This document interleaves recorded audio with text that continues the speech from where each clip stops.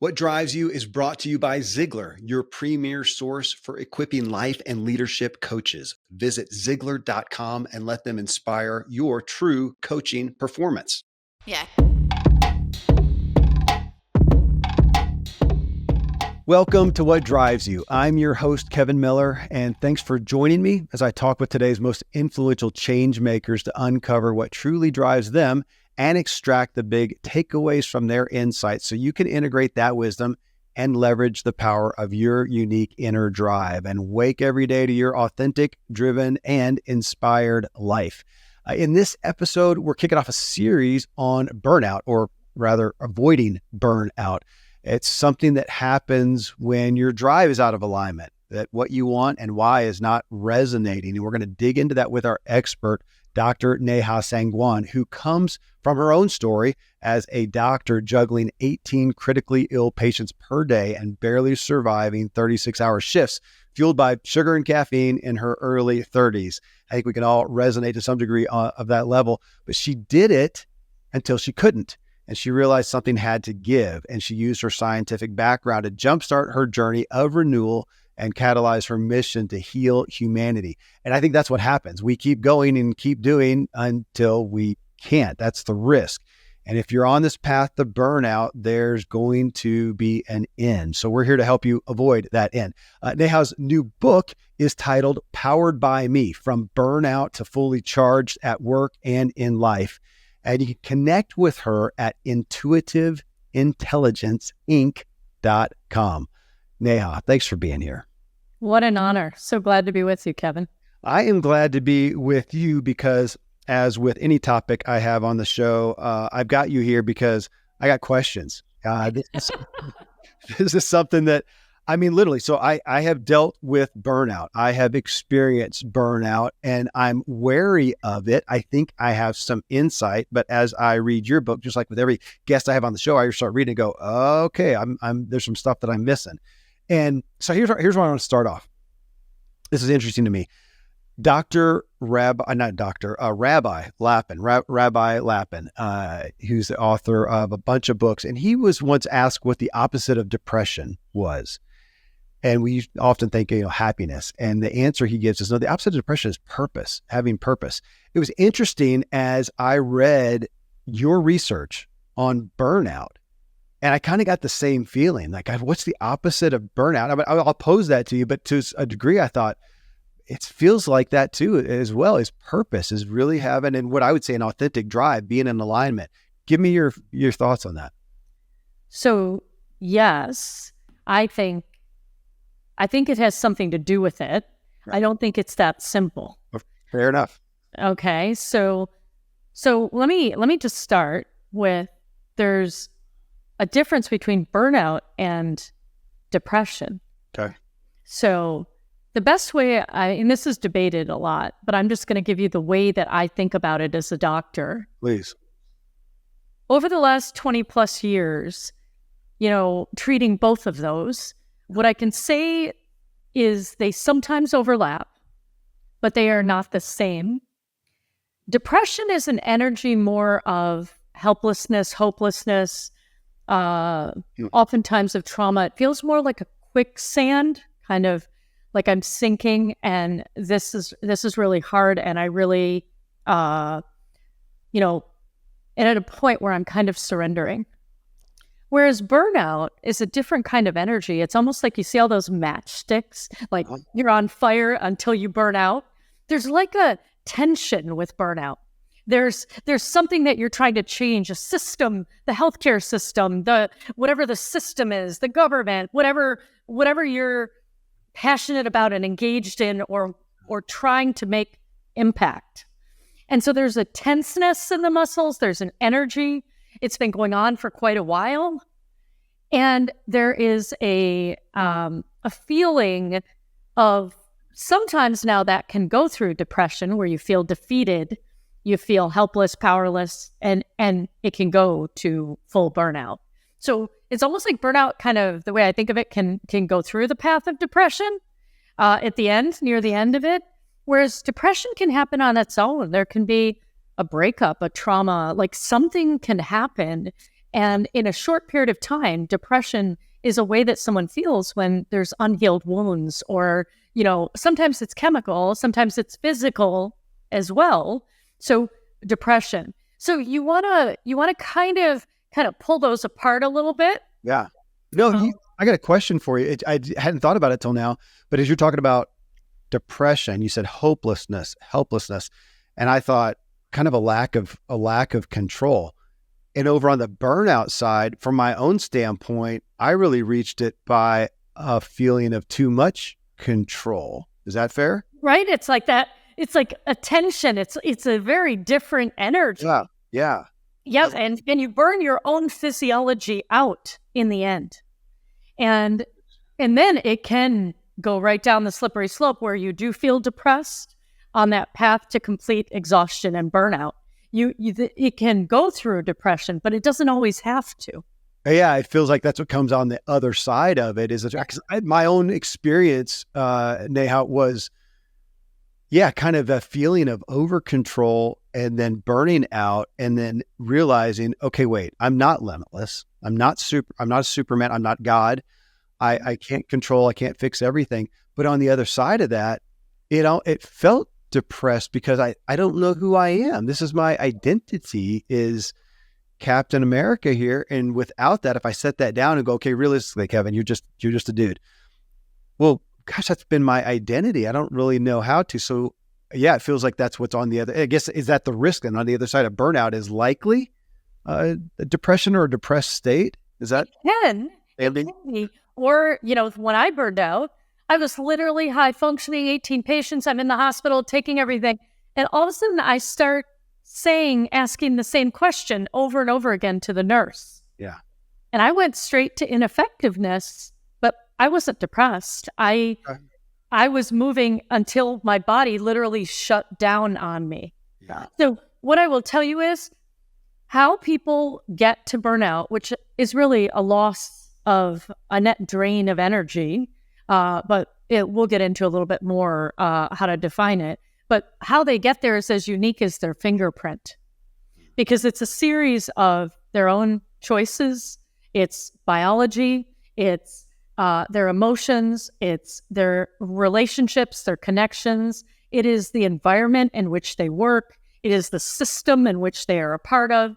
It is how they grew up and where their resourcefulness comes in, the beliefs they have, right? So you can see there's a lot of factors where people get to burnout in different ways.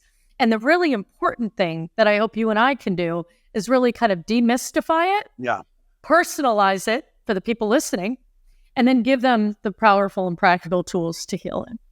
Okay. I appreciate you saying that because I'm gonna ask you something now that may not be the full umbrella, but an aspect of it that I experienced, and it's back to that control issue because a part of this, part of what I struggled with in regards to this feeling of control and my own propensity was kind of stepping back, kind of what I said, the Superman complex, God complex, whatever, that I fix everything. I have no limits. I have no excuses. And that is a lot of what led me to burnout, though there's a lot of other things too, as I'm learning, as I read your book. But with that part of it, and now, so I'm a father to a lot of kids and have a big family. And I also stepped back and questioned, I'm not really even sure how to say this now, my control or my importance, because there was a little bit of me have something like, is the world really going to implode if I don't take care of everything? If I don't step up for everything, if I'm not available for everything? And I deal with this constantly because again, I have a lot of kids. So, I'm here prepping for the show and I get a call from a kid and the car won't start and then whatever. And my propensity is to drop everything. And I go, well, you know what? I know better. They'll figure it out. The world's not going to die. Is that how much do you find that coming in where it's and I don't want to minimize anybody and minimize what they're doing and the care for other people and whatnot. But again, so I've come from my own experience. There was a bit of questioning about, oh my gosh, am I overvaluing? Sounds so bad, but am I exaggerating the importance of me doing everything? Okay. So there's a couple aspects in your question. So the first one is people listening, it shows up in different flavors and different ways. So how we relate to control and change kind of depends. I'll break it up into 4 different kinds of work styles so people can maybe resonate with which one sounds more like them. One of them is the doer. The doer is the person who gets their highs off checking things off their to-do list, adrenaline rush in the accomplishment. That person moves pretty quickly. They have a motto similar to Nike's, just do it. They are somebody who you would find at the gym, like on a treadmill, listening to a podcast while they're reading the paper. Like it's all getting done. Sure. And this person really is valued on a team because they're on time and on or under budget. And that's the person that we're like, yeah, give it to Kevin because he's going to get it done. Now, here's the difficult part for the doer. They don't like vulnerability. They don't like emotions. They don't like anything messy. They don't like anything that would slow down being fully in control of exactly what's happening. Because that's how they assure that they get their self-worth because they are on time and under budget. Now. Yeah, thanks for stepping on my toes, but keep going. And there's this experience of avoiding conflict avoiding conflicts, sometimes not avoiding conflict as much as avoiding emotions. And sometimes they create conflict because if you are in their way, they're getting from point A to point B. If they said they were doing it in 3 days, they're doing it in 3 days, you're in their way, they're going to run you right over. So if they were a car, I would make them a Hummer. They're going to get from point A to point B no matter what. Okay. That person is very high on the control realm. Now, the second one is the thinkers. The thinkers, their currency is details, numbers, complex problem solving. They move slower. Their motto is do it once and do it right. And they are the ones that when things are really hard and something needs to be unknotted, they walk in when everyone else is walking out. So huge benefit there. If they're at the gym, they're the ones who care not only about whether, we're doing upper body or lower body today in the gym, but in what order we will do it matters as much as what we're doing. So if they get to a machine and somebody is on the machine that would be next, they'll wait. And that makes the doers crazy. What do you mean? We could get 2 more things done. Why are we waiting? Like, no. So when you start to think about that work style, behavioral style, what would cause them a lot of strife would be looking foolish, making a mistake, not getting it right. Yeah. So they will slow down. They will methodically go through things, take time. Sometimes they're late, and that makes the doers crazy. We said we were going to have this done by Friday at 4:00. It's 3:50. Where is it? Right? So there's the clashing here, but you can also see how when these two value each other, boy, you're going to get it done on time and under budget, and you're going to do it once, and you're going to get it right. So just paying attention, the control now for the thinker is not so much in time and deadline. It's in controlling to make sure that something is correct. So they will slow down to make that happen. So it's about what you're controlling for. Are you controlling to avoid any emotion, any mess going on here? Are you controlling because you want to make sure something's correct and double checked? This is also where perfectionism can come in if your focus is really worrying about what other people think of you. Right. So you're starting to see that what people are controlling for can change depending on their style. So the third one is the seer. The seer's currency is innovation, novelty, possibilities. They're the brainstormers. This is Silicon Valley. This is the, all the dreamers and entrepreneurs. Now, they move fast. They're whiteboarding it. They're coming up with that. What about this? And what about this? And what about this? All of this, right? So they move quickly. And their motto would be more like, if you can dream it, you can do it. Walt Disney. Anything is possible. Now, They like aesthetics. They typically have like a cool piece of bling, like cool socks, maybe a cool watch. If you're not paying attention, you wouldn't know. But boy, they differentiate themselves slightly from other people. So they got that little piece of bling going on. They're often also the life of the party. And at the gym, oh, you won't find them at a traditional gym. They'd be like on the latest carbon, fiber bike, blazing trails that somebody else will ride on someday. Mm-hmm. And what they're most afraid of is feeling trapped. So they commitment is a problem for them sometimes because they like all those possibilities and the openness and the freedom.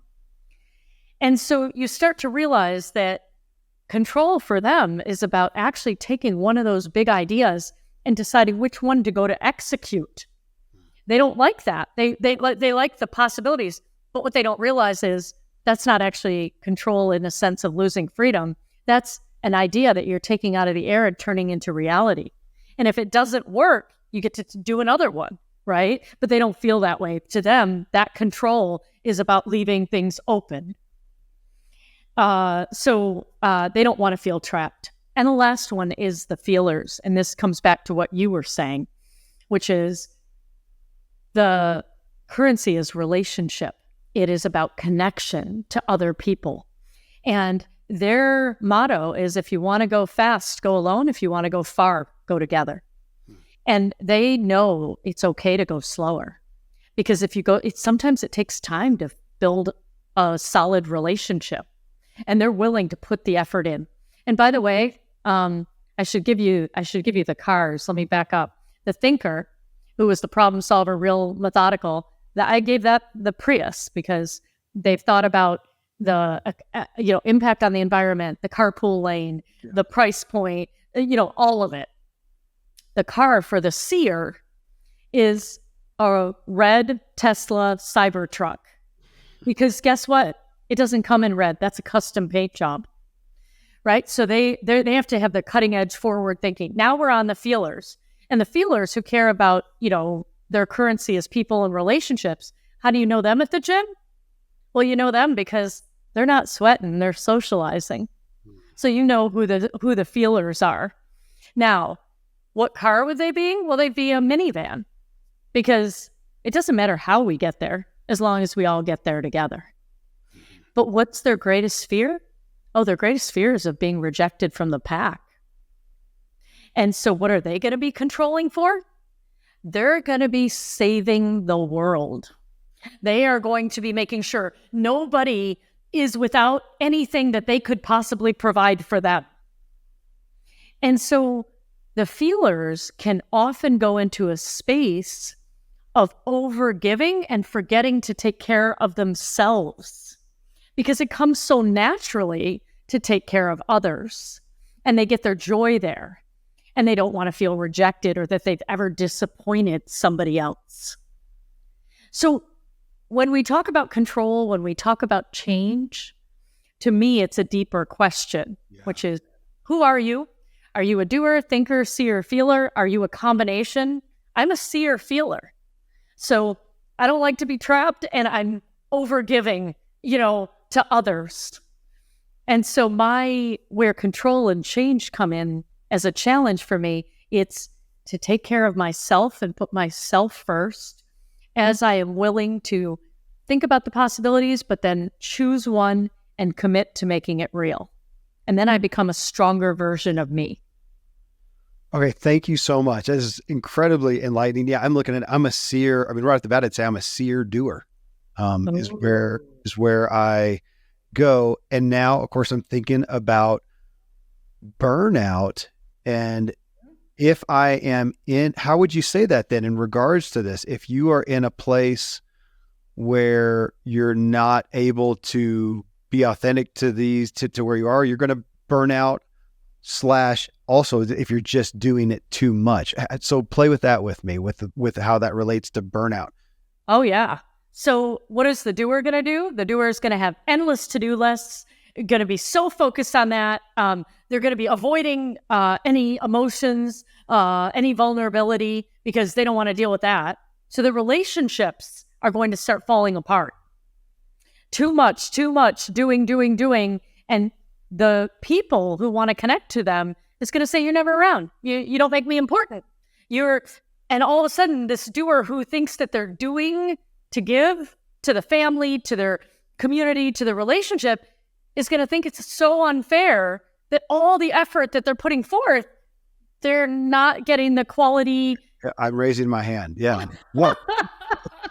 Totally. I mean, you're nailing me here. And I want to interject though a question that in your role, I mean, this is where your book started off with, in your role as a doctor dealing with, and I assume you're in the ER at that point, you're ER doc.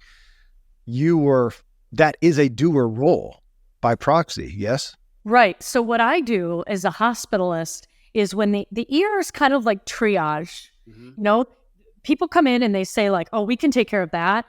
This person needs to stay for a little while, or these people need to come in for sure. As soon as they decide someone needs to come in, they call me. I come down to the ER and I admit that patient and carry them throughout their hospital stay. So that's a hospitalist. So that's what I was. So yes, I was in the ER, but I would basically take the people who were going to be admitted and carry them through heart attack, stroke, pneumonia, whatever it is. So it's still very high intensity.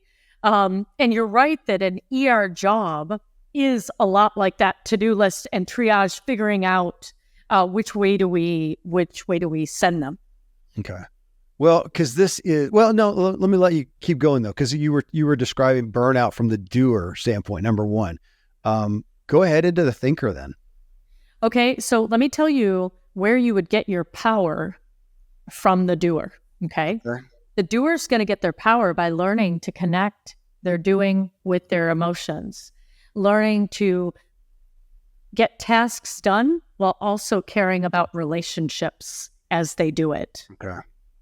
So when they can do both of those things, because here's the thing, if you're a doer and you're getting a ton of things done, but you're destroying your relationships and trust with people along the way, how are you going to create ongoing trust, collaboration, team, culture? You're not going to do it because people are going to feel like you ran over them and they aren't going to trust you next time. Okay. Piece that's interesting to me on that, Neha. So that's me. Okay. So I've done that. And there are people there may be people that listen to this who have been, who've worked with me and have experienced that. And it was not out of care, but just to take you for granted. Look, you're here to get the job done. I treated them like a tool. But what's interesting to me is that's what I have done with me as well. I'm cool. I'm not in touch with my emotions. I'm not here to take care of myself. I am treating me. So to be fair, I didn't treat anybody different than I did myself. We're all just tools. That led to burnout. 100%. 100%. Because you aren't tuning in to what you need as you create in the world.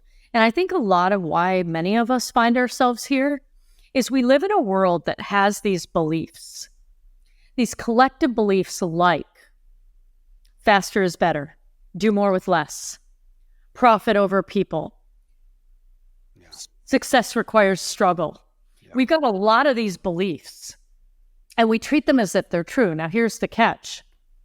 Our need for belonging is as strong as our need biologically for sleep and water and all of these things. And so we want to belong to the world that we've all co-created. But really what we've done is we've taken all of our collective minds and decided that speeding up the external world is what is valuable. And I think we've gotten to the point where we've realized what we've created collectively together in the outside world doesn't actually jive with our own biology. And isn't that hilarious that we're the ones who've created this? And so what I've decided is maybe it's not that faster is better. Maybe it's that together is faster. Meaning, not my mind alone overriding my body saying, bladder, it's not time to go to the bathroom. What are you doing now? Oh, stomach, it's not time to be hungry. What are you doing? Oh, heart, I don't feel. I just do. That's the mind out of sync with the body, heart, and soul. It's doing its own thing. It's almost like the mind has become the CEO of the boardroom of Neha Inc. And it's time to have a vote. but it's like shut out the body, the heart, and the spirit. It's like, nope, you can stay out there. I vote we keep going. I vote we don't go to the bathroom. I vote, and it just like takes over. And in that space, it kind of goes out of control. Mm-hmm. And it thinks it's actually in control, but it's not, because it loses everything that matters. Can I pull out something then from the book that Sure. I'm just this is my show. We can go on any rabbit trails we want here. So, because I loved, it was part of your preface in the book. And yeah, folks, you're listening to this. So you're pulling stuff out. We could be here for 3 hours, go buy the book. The aspect that you just talked about, I'm going to read a couple things out of your book. Sure. Because you talked about hunter-gatherers. Oh, yeah. Where we came from and looking at some of the history here.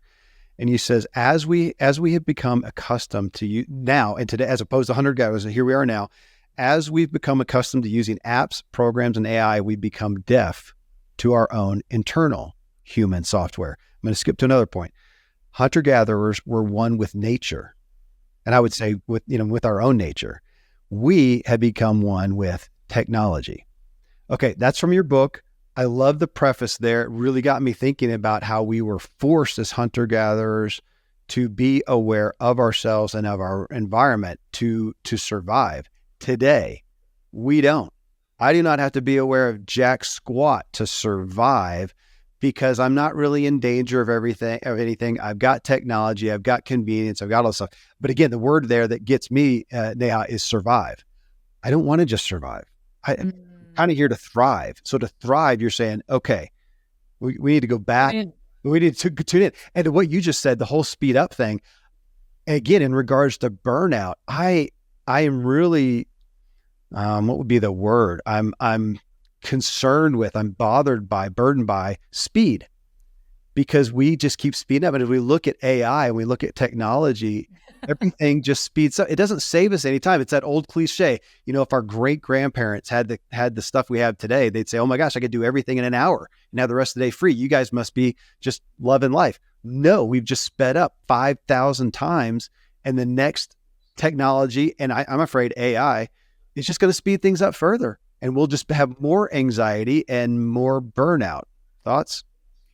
So I think that what we need to do is... I have no idea what that was. That was amazing. I just got a light show. I don't know if I hit something. So fireworks just what apparently what I said was so brilliant that the technology gave me fireworks. Okay, keep going. Sorry for that. Don't know what it was. So I don't believe any of these things are good or bad. So money, capitalism, technology, they're not good or bad. They are fair. It all depends on the consciousness of the user. Because wow, has technology given us the internet and the world's information at our fingertips? If we use it too much, we get addicted to being online and caring more about what other people think than what we think. Money is an exchange of value for services, goods, my skill set, whatever it is. It's a good thing, except when people get greedy and have an imbalance of so much for me and we don't care about you. Capitalism, amazing, entrepreneurial, all of this. But when people are greedy and they use other people to profit for themselves, now it becomes a problem. So it's all about too much, too little of things. It's about the consciousness of the users. So I want to start there. And what I'll say is that we have to raise what you're doing on this podcast, to me, is like a vertical ascension. It's like there's people who are on the road. I always imagine like being on the 405 freeway in LA when there's like 8 lanes and everybody's racing. And then when you get off, like you pull up next to the person you've been like speeding ahead in front of, and you pull up at a stoplight and you're like, are you kidding? Mm-hmm. Right? You're right there. This is more about what you're doing and equipping people with is about taking a car and not doing that race on a horizontal level. It's about like putting a propeller on top of a car and it literally lifting into a helicopter. Yeah, my dream. Thank you. And so that's what needs to happen. But all of our focus, time, energy, and money is in this unconscious race for faster is better. And I think together is faster. Together as our body, mind, heart, and soul in alignment together moving forward. And you and me together. And us with the planet together. So when I say together, I mean it, me, we, world. Does that make sense? Yeah, it does. It does. The whole speed thing is just, and I know we were going through these points of the doer, but I'm having a hard time getting back there because I want to continue on this thread of burnout. So on what you just said, Neha, when we look at burnout, I really like to, with any topic, hit the common misconception. Because right now everybody hears burnout and they immediately have a definition and a perspective in their mind that I am concerned is errant to a great degree. And I do want to give credit to Richie Norton, who turned me on to this idea a little bit. He said, so many people think about burnout as just working too much, right? You work too much, you get burnout. And he said, man, some of the people that I know, the most joyful, successful, inspiring people work a lot. They work a lot, but they find, and I'm going to let you continue this because in an aspect of, they do find some, what I'm going to call from a drive standpoint, they're in alignment. They know what they want. They know why, they know what they're doing. We could come back to that aspect of, you do a purpose. They find purpose in that. Now, even there, maybe we could still do purpose too much, but play with that, with the concept of, burnout is just, working too much, doing too much, because everybody's busy. So that's going to be burnout. That doesn't feel like that's the definition for me, and that people are getting that wrong. Yeah. What do you think? Let's start with the definition of burnout. Please. So the definition of burnout, the way it's described in research, is a triad. The first leg of the triangle is exhaustion. So it's physical, mental, emotional exhaustion. That has to go on for a little while, okay? It's not this sudden thing like Monday I'm fine and Friday I'm burned out. That's not how it works. Mother Nature is so sophisticated. She has created all these micro adjustments that we make in our physiology. We are so smart that when the stress starts building, I don't just have half a cup of coffee. I say make it a double. I have all these ways that I will adjust to the amount of stress that I've got. And so the first leg of the triad of burnout is exhaustion. That goes on for a while. And at some point, the second leg of the triangle comes in. It's this voice that starts silently speaking, and it says things like, doesn't matter how hard you try, it's not going to make a difference. And it's our own voice that comes in, almost imagine it like an undertow as you're walking on the beach. You can feel it. You might not be able to see it, but boy, you can feel it. And it's when your own thoughts start to undermine your ability to make progress now because you're starting to slip. When you're in that space, there's also something called depersonalization. You might be isolated. You might be feeling alone, lonely, but you can't muster the energy to connect to other people because it just takes too much energy and you don't have it. You're too exhausted. So first pillar, exhaustion. Second is cynicism, and depersonalization is kind of in that area. And then the third one is ineffectiveness. You're just not effective. Like that day I walked in and asked the nurse 4 times, could you please replete the 40 milliequivalents of IV potassium for the gentleman in 636? And she was like, Dr. Sangwan, are you okay? And I said, it was my first indication I might not be. And I said, yeah, why? She said, that's the 4th time in under 5 minutes you've asked me that same question, and I've answered you every time. That's ineffective. That was me hitting the wall of burnout. So exhaustion, cynicism, ineffectiveness. That's how they define burnout in the research, but it doesn't happen all at once. It happens over time. So there's 3 phases that you go through over time. The first phase is the alarm phase. It's almost like someone's jumping on a treadmill that's going too fast. When you have to skip a beat, your heart jumps, you're a little surprised. That experience. There's times in our lives when we make changes, when things happen, and we feel like we're on that treadmill. Now, we'd be fine if after some time we got off the treadmill, except that's not what happens in a world that thinks faster is better. What happens is we get on that treadmill and we don't really ever get off. And in fact, we keep turning up the speed a little bit more, 0.1, 0.3, 0.5. And next thing you know, we're hitting the second phase, which is chronic adaptation. So we passed the alarm phase now, and now we've made the alarm phase a way of life. And we're barely hanging on, and we're adding more coping mechanisms.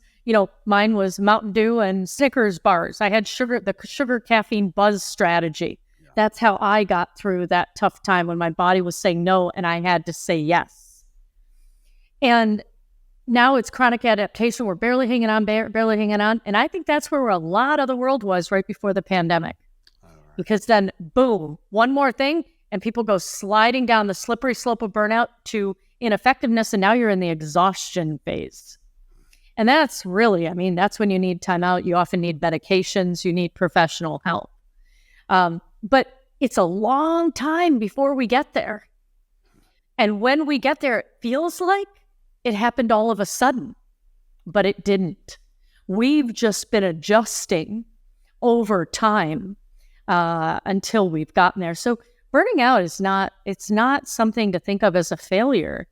It's literally a wake-up call. It's a wake-up call telling you that all the coping mechanisms, all the strategies that you've been using, you've outgrown them. You've outgrown them. It's time to graduate. And I think of those strategies, whether they're alcohol, sleep, Netflix binging, retail therapy, internet, whatever it is, whatever the thing is that gets you through that experience, the chocolate makes everything better strategy, whatever it is, it's almost like a summer fling that became a bad marriage. It's like it worked for a little bit and then we just kept doing it and it's not working anymore. And so it's your wake-up call to your truest life. It's what I say is sometimes it's really one of the best things that ever happened to me. Okay, I'm still reeling from the chocolate makes everything. That is got in that camp. When you said, I'm going to go back to burnout, these three aspects, exhaustion, and I think you said we adjust to the stress. And you just a second ago talked about coping. That's what we do. That's what we're expected to do. That's the cultural norm. That as a doctor, we just take all these issues and we normalize them. So you're supposed to have headaches and migraines, and you're supposed to have aches and pains. You're supposed to have those. And of course we would say, well, not really. So when I go back to that, this is the body's natural response, like stress. Okay. That's a natural response.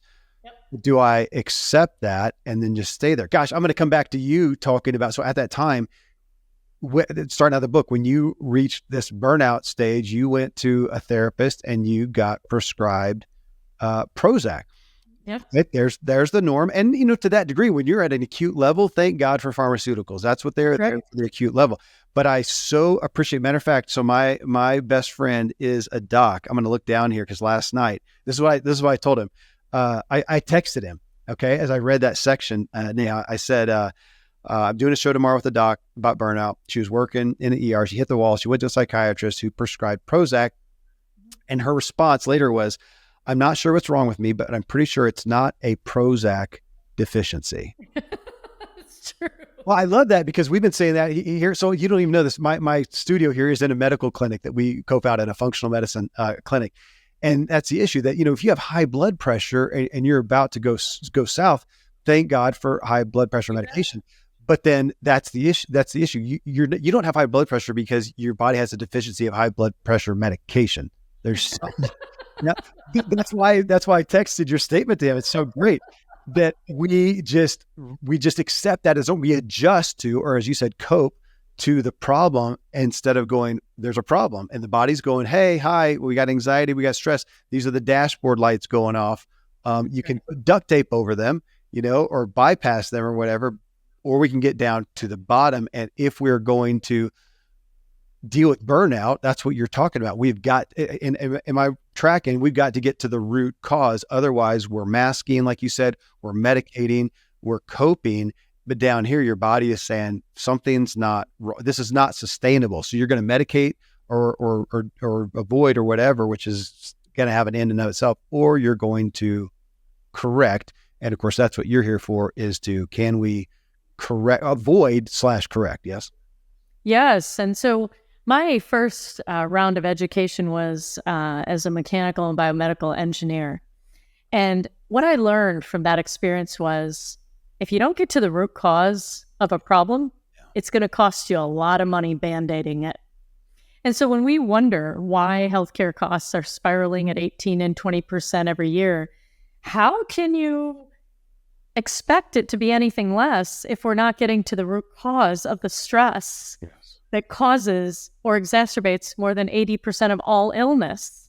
So I think it's good in the, what traditional medicine does well is it takes care of things in the acute phase. So if you break your leg, you get in an accident, you break your leg, you need, thank God, you get to go and get it fixed. You have a lump, a cancer, something, thank God we can take it out. You're having a heart attack? So glad we can help you through that.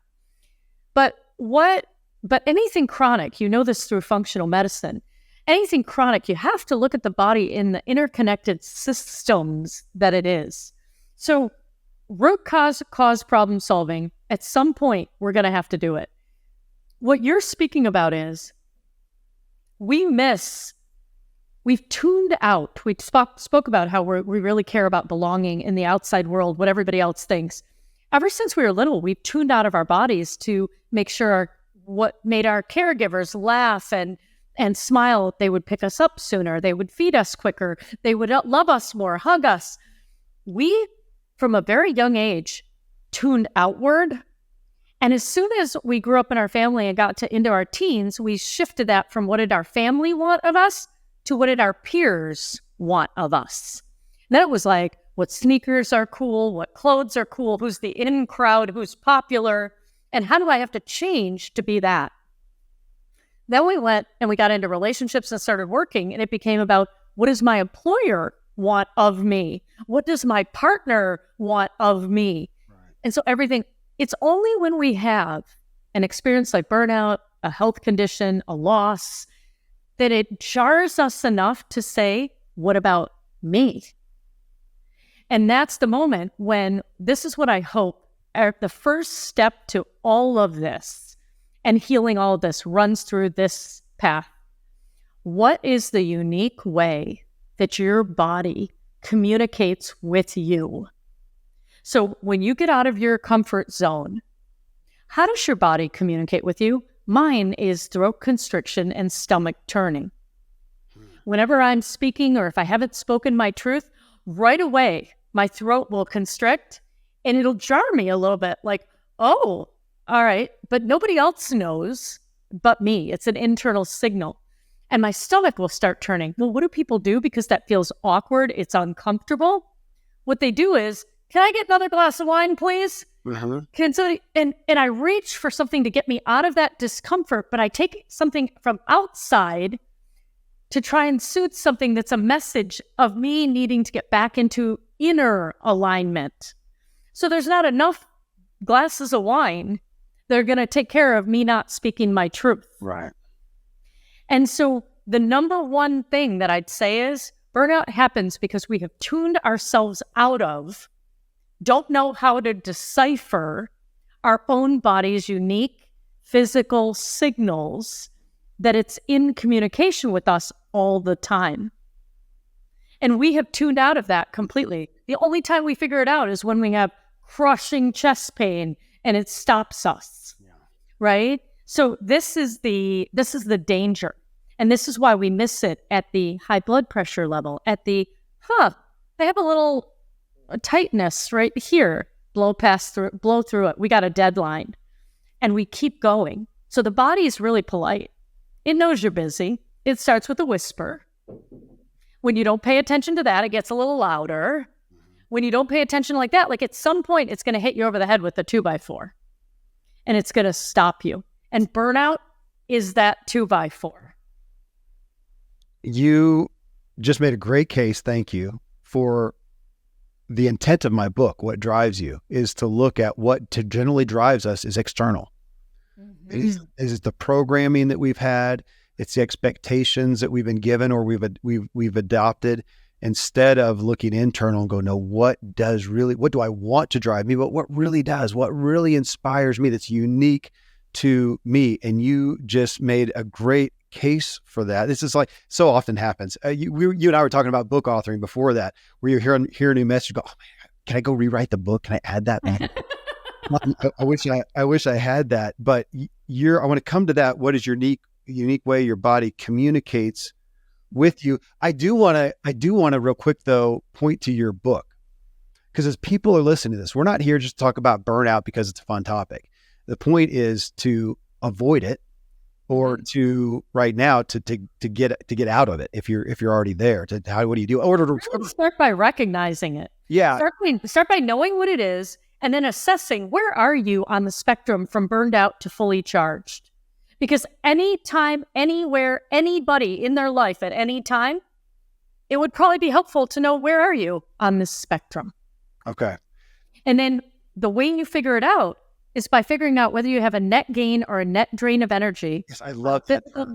Physical, mental, emotional, social, and spiritual level. Yeah. And that's how you figure it out. I want that on my wearable app. So I want somebody to put that on, literally to go, okay, right now what you're doing is a net gain. And right now what you're doing is a net drain. And you got to do both during the day.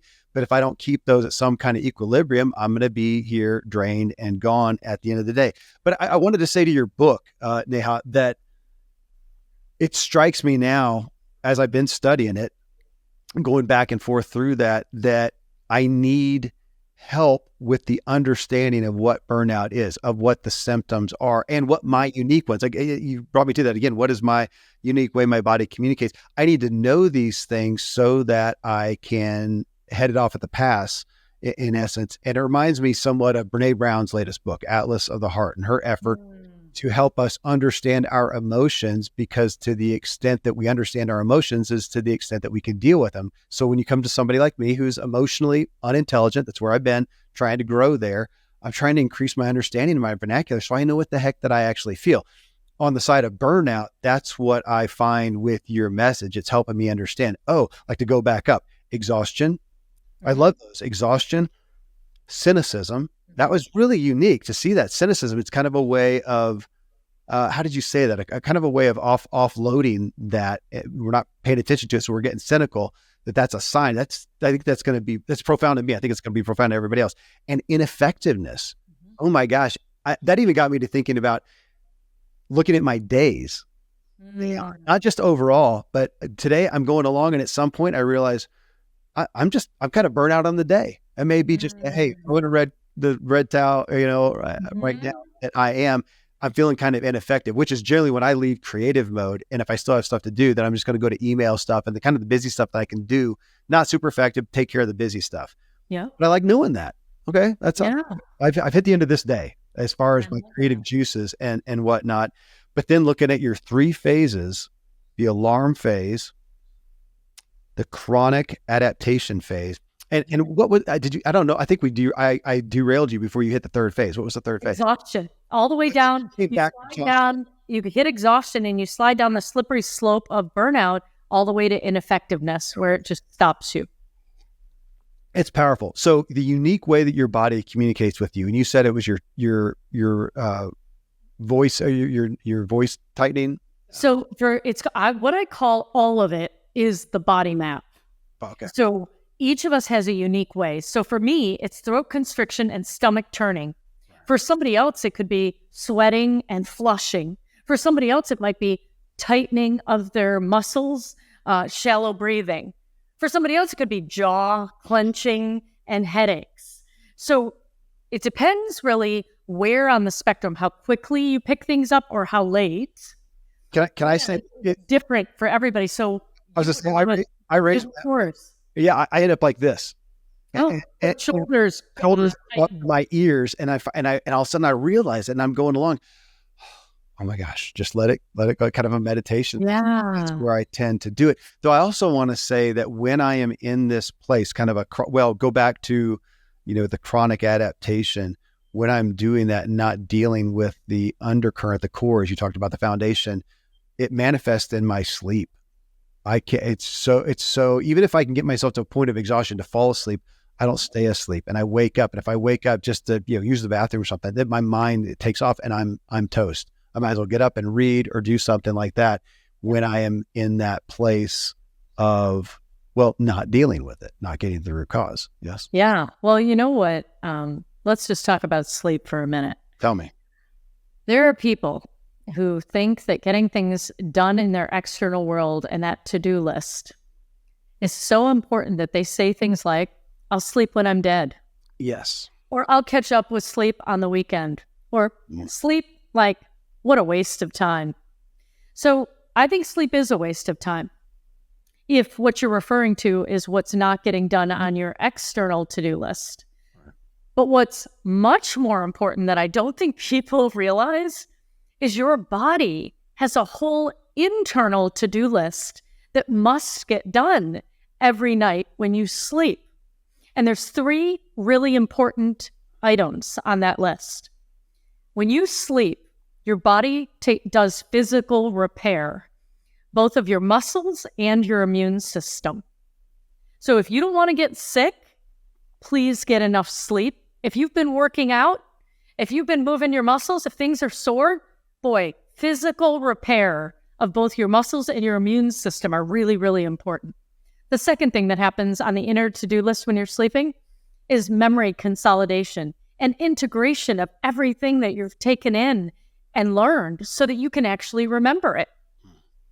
And the third is emotional processing. That someone cut you off, you had that huge adrenaline rush, you had maybe a conflict, something went on during the day. One of the most important things that happens when you sleep is emotional processing. But what it requires for you to sleep is you knowing how to surrender to your subconscious. And that's the piece when you say you're a doer and you want control and you're really going. I could see how once you wake up, you're like, oh God, I have to start solving that. But what's really interesting is if you're somebody who keeps shaving off sleep as where you're going to get more time in your day, your body prioritizes emotional processing over memory consolidation and immune system and physical repair. So what happens is after a few nights of not sleeping so well, or a week of it, you get a cold. You come down. You're sick. Why are you sick? And what's the first thing you want to do when you're sick? Sleep. So this is all connected. It's our emotions are connected to our ability to sleep, is connected to our physical well-being and immune function. So it's really, I think one of the big things that I want you to know is, and everyone listening, wherever you start improving your energy, whether it's on a physical, mental, emotional, social, and spiritual level, wherever you do it, it positively impacts all the others. And wherever you're having a drain, it's also impacts the others.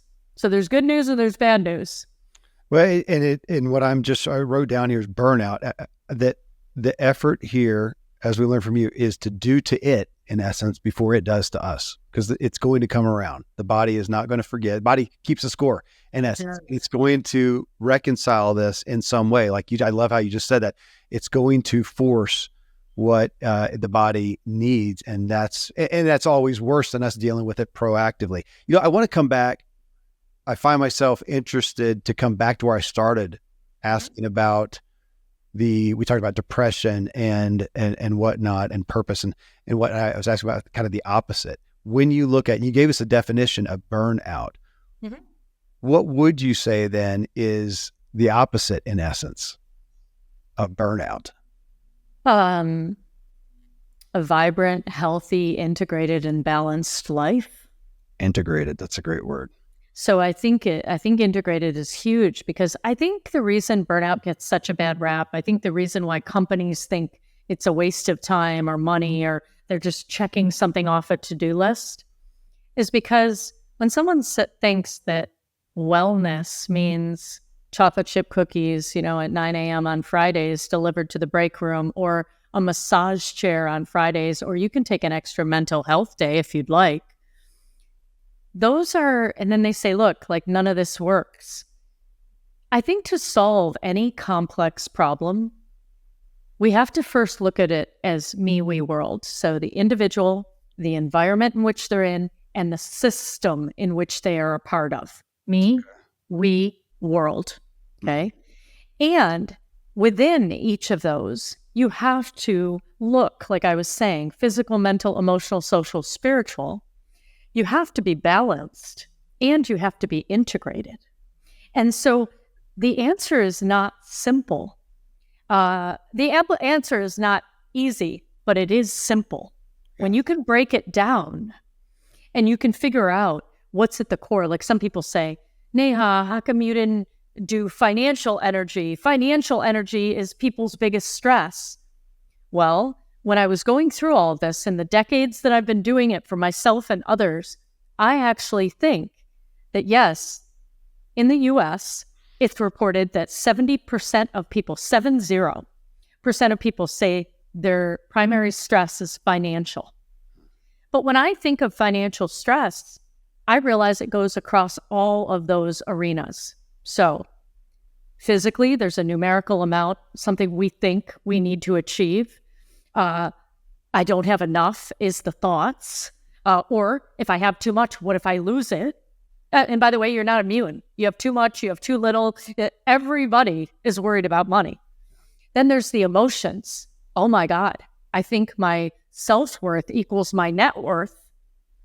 So now people have these emotions of not being enough and, feeling unworthy and all of this around money. Socially, it becomes a status symbol. Where did you go to school? What car do you drive? What neighborhood do you live in? All of this opportunity. And spiritually, oftentimes, actually, I would say that would be the self-worth equaling your net worth. When people really believe that, they're feeling the emotion was unworthy, but the spiritual belief is somehow that your literal self is connected to how much money you have or how successful you are. And so I believe when you get those in order, now you can apply them. If we were an oak tree, that's the trunk and the roots. Apply it to the branch of money. If you want to talk about money, apply those things, heal those things in relation to money, in relation to whatever the issue is, right? So what I would really say is it's simple, but not always easy. Fair. I want to, as I hear you, again, it's just such a great resonance with this, my perspective on drive is that our drive is authentic and it's healthy and it's true when it's in alignment, to use a car term, in alignment, meaning the alignment between this is what I want and I know why, and I really know why, and I'm in agreement with why. That's where I see, even with myself, the areas of my life where I know what I want and I know why, and I'm in agreement with it. It's working. In the areas where things aren't working as well, if I look at it, I think this is what I want, but why?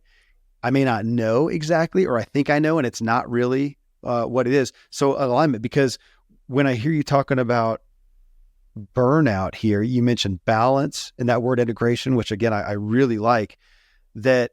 Again, back to that concept of, burnout, you're just doing too much, that you're saying in essence, agreed, we could do too much of anything. Too much of anything, could be too much, but it's not necessarily doing too much. It's doing too much out of alignment. Yeah. So now when you speak about alignment, now you're in the spiritual energy section, and that's about knowing what you value. Thank you. So that's about what matters most to you. There's no wrong answers. What matters most to you, and in what order do you prioritize them? So my top 5 values are love, integrity, service, beauty, and play. Now, under love, I have community, connection, relationships, leadership. I have all sorts of things that I put under love. So you can define these 5 top values in any way that feels right to you. There might be subcategories under them and how you define it.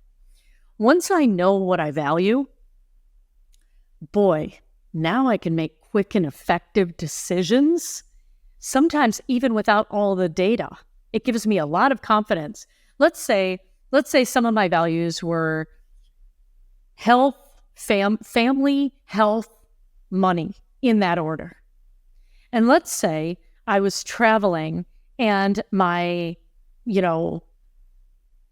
daughter got sick. And I had to make a decision. Do I pay out of pocket right now? This seems urgent. What should I do? If it's family, health, money, I'm like, yeah, let's do it. Let's do it because it's more important to me. And if it was something urgent, of course, I would need to assess that. I would say, yeah, we need to take care of this. I'm willing to pay. So you have to know what you value and in what order you value it, because that's how you're aligned. Because then when you make decisions that align with that value, those values, and in the priority in which you make them, you have them, now you feel aligned. Like, yeah, I made that decision and I know why. Mm-hmm. When you want something, let's say you want to be CEO by the time you're 55. Okay. When someone says, I want to be CEO by the time I'm 55, I don't actually know what they value. Right. They might value power and money. They might value fame. They might value making a difference. They might value changing an industry to be in alignment with the planet. They might want to be in service to their community. We don't know. So when someone tells you what they want, don't assume you know why. Mm-hmm. So then it's about, oh, this is a desire. You have this desire. A desire is, what do you want and why do you want it? Because my next question as a coach is always, okay, Kevin, tell me, what will being CEO by the time you're 55, what will it give you? And now I know whether it's freedom, autonomy, service, money, right? Whatever it is. And so alignment comes from my inner knowing of who I am, what I value, and in what order I prioritize those values. I love it. It brings me back to your concept, which is just so tangible, I guess, to me, Neha, of net gain versus net drain. But then it requires me, and you said this early on, as everything does on this show, I think, we always talk about on self-awareness. If I'm not self-aware, I'm out of the game. I've got to be able to go through my day and, I've talked about this before, set a timer on my watch for whatever it is, 15 minutes, hour, whatever, and just take a pulse. Take a step back and go, how am I doing? What am I doing? Where am I at? It's like a check-in. It's like a body check-in. Yeah. Am I at a net gain right now or a net drain? If I'm not aware of that, there's no hope. But that takes me having self-awareness, which puts us back into the burnout aspect of, again, it may not be that you're doing too much. You're doing too much that is a net drain, because everybody's been out there doing something that they were so freaking excited about, and they're doing it just about nonstop. And it is just nothing but a net gain. They cannot get enough. None of us can live in that place all the time, but I feel like as time has gone on and my awareness goes on, I am able to stay in that place more and more. Even in my business, as an entrepreneur, to go, the more that we can keep, this is the team thing, the more that we can keep Kevin doing what he loves to do, happier everybody else. And if he starts doing something, I get called out on this by my business manager, he's my brother. And he's like, dude, you get out of there. Get out of there. If I start commenting on social media, he said, dude, that's not your playground. Something else. Go away, do what you do. Because I'm going to start getting drained by that. Stay over here as much as I can in that net gain. And we've got to alter that. So that puts everybody, that's hard, as you know, because if everybody's listening right now and you're realizing, man, I'm in a workplace that's just from the day that starts. I wake up with a net drain of having to go to work, or I'm in a relationship that's just a net drain from the get-go. Hopefully some people are going to be there. I would imagine a lot of people, especially those who are listening to the show, it's not that way. The day is not a net drain, but you're still calling us to audit our day, audit our values, understanding those, and how much of our day is there. And if we are ebbing into the net drain, we are headed for burnout. The good news is, and that's what your message in your book is about, we can be aware of that, and we can figure out in what category. Okay. Is it physically, mentally, emotionally, socially, or spiritually? Am I having the net gain and the net drain? Because at different points in your life, at different times in your life, you'll have a net gain physically and emotionally, but maybe a net drain spiritually. Maybe you're like, you know what? Physically, I have all the time in the world. I can work out. I feel good.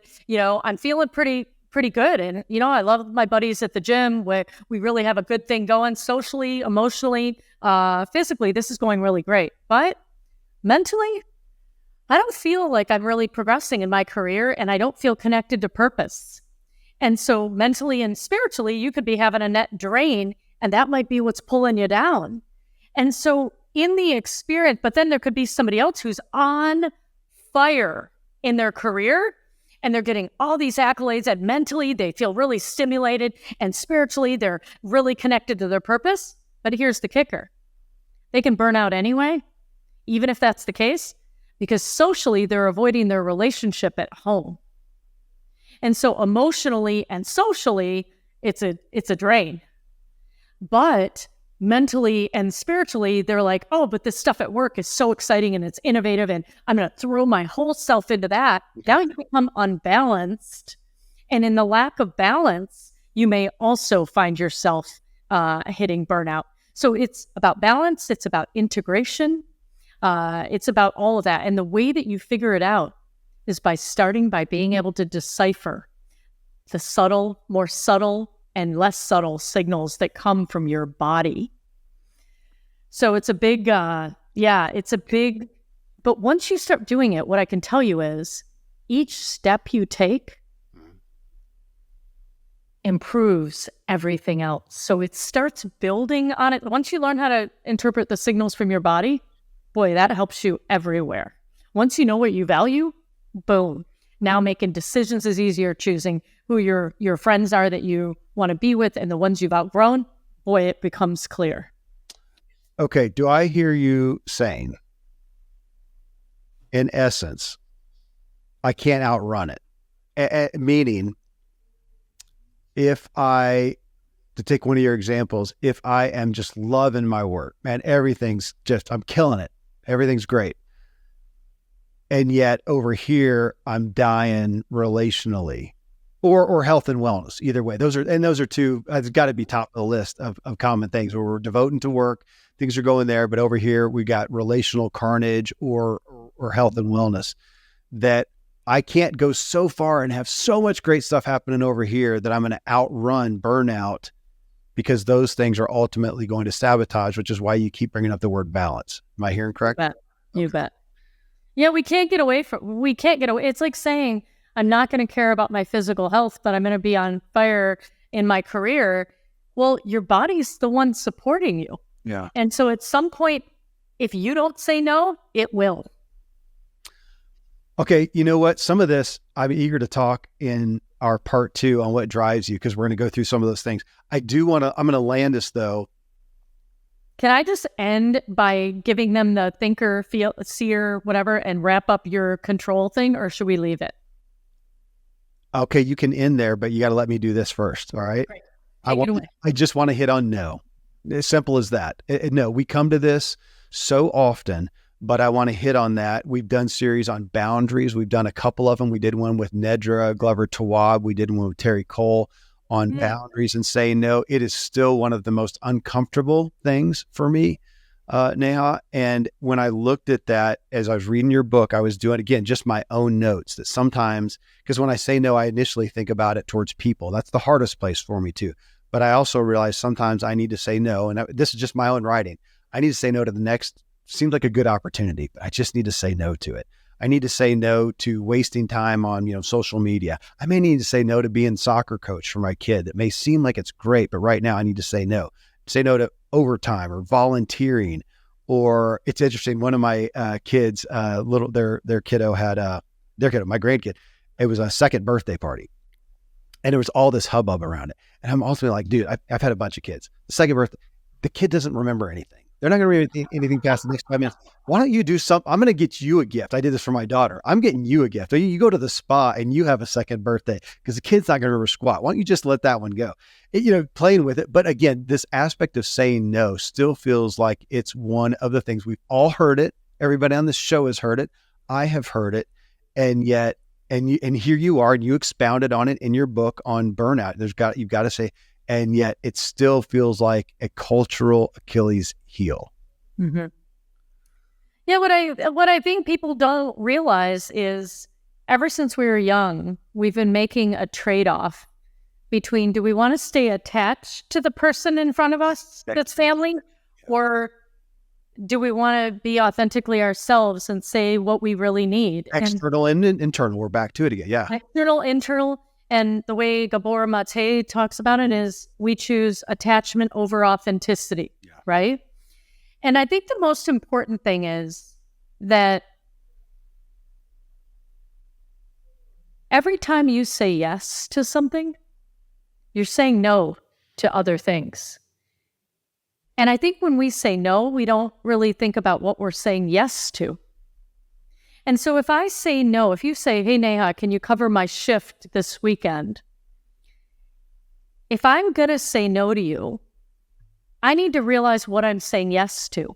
I might be saying yes to a really good night's sleep.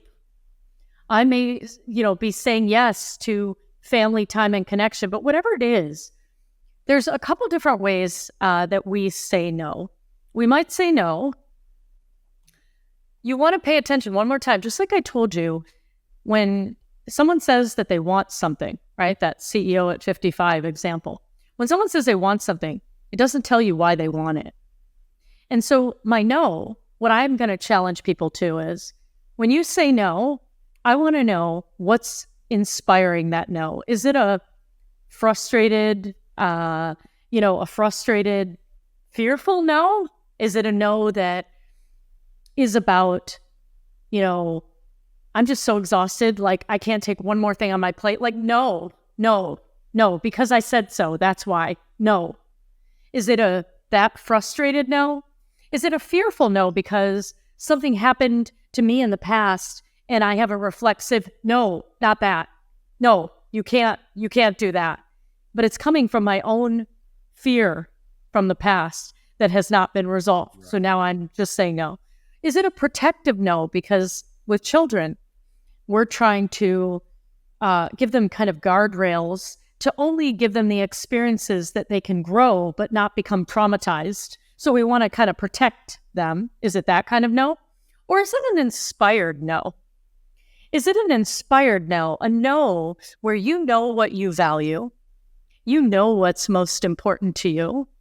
And so when you, Kevin, offer me something, an opportunity, a way to help, whatever it is, what I do is I call this my values filter test. I told you my values, highest values, love, integrity, service, beauty, and play. Yeah. Okay.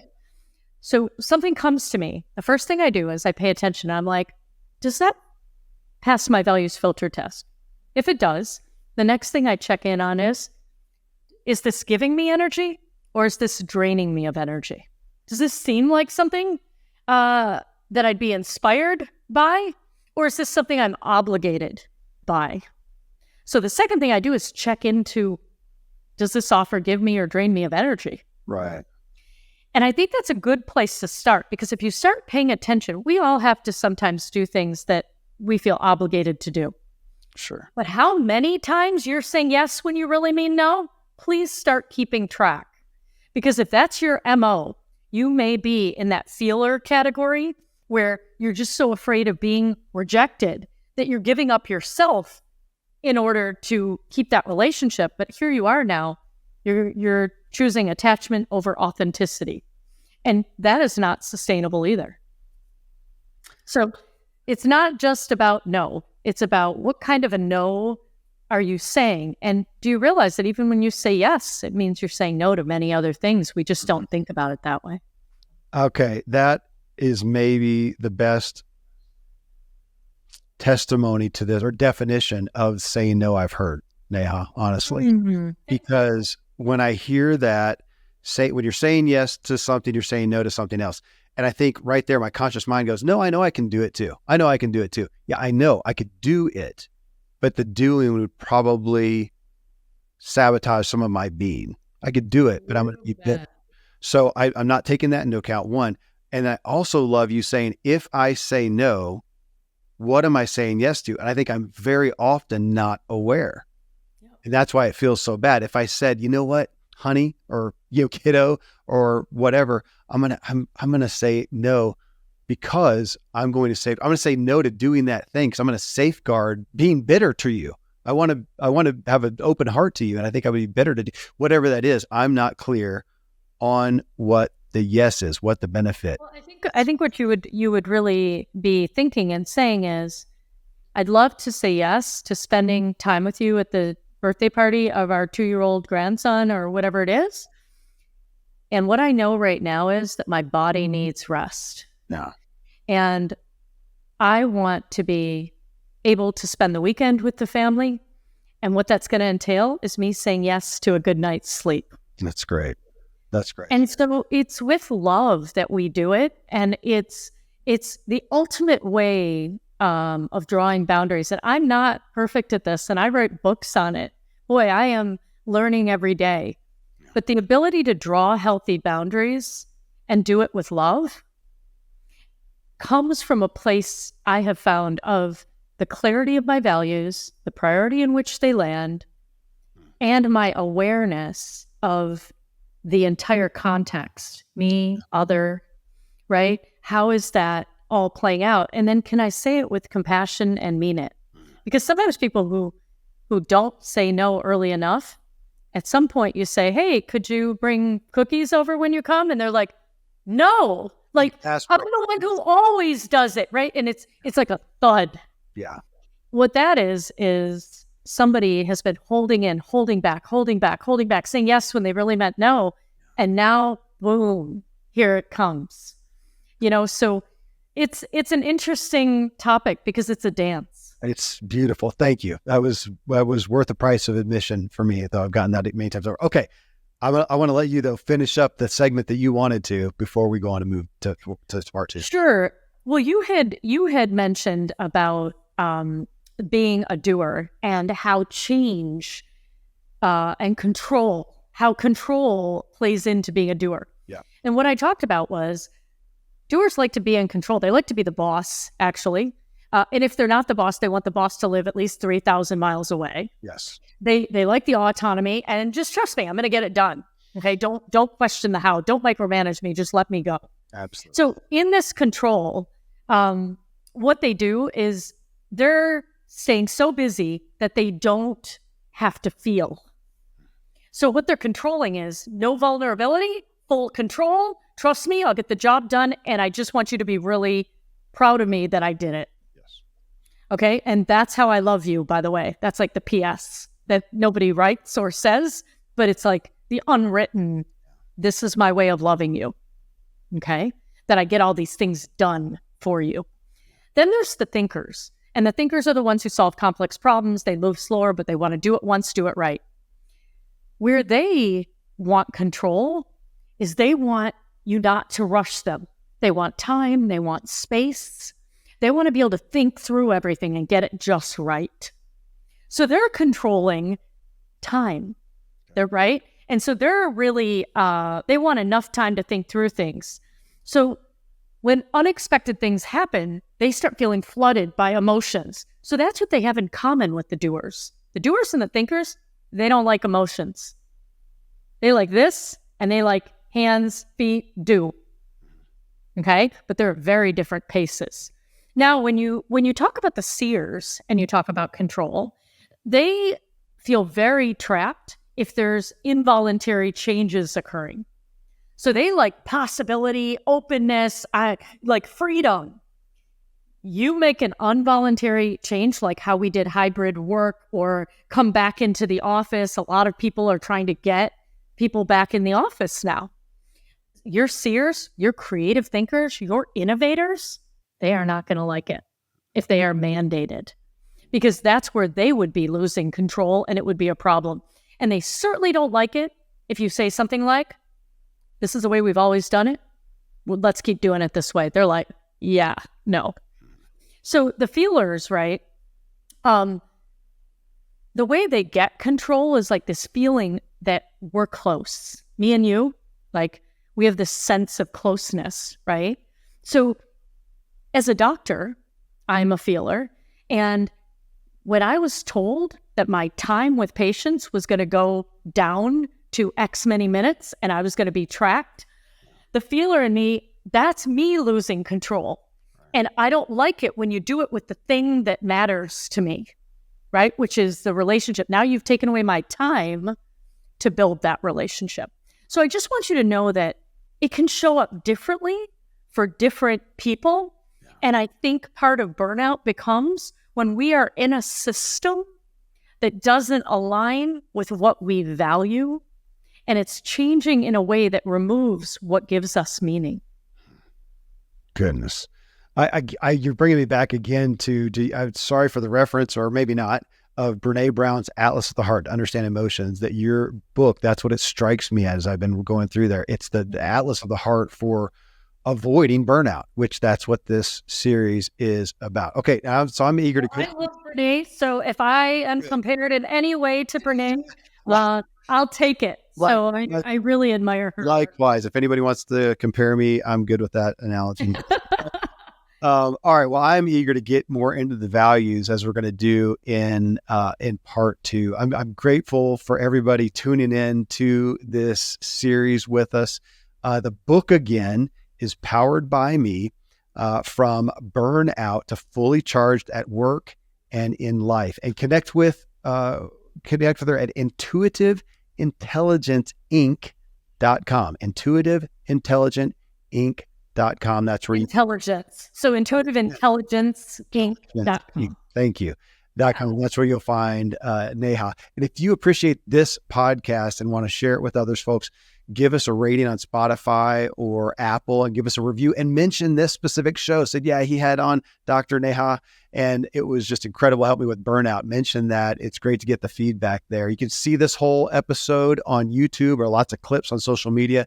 Find me at Kevin Miller, CO. And if you want to learn how to master your own inner drive, of course, get my book, What Drives You, on Amazon. And until next time, folks, stay driven. Yeah.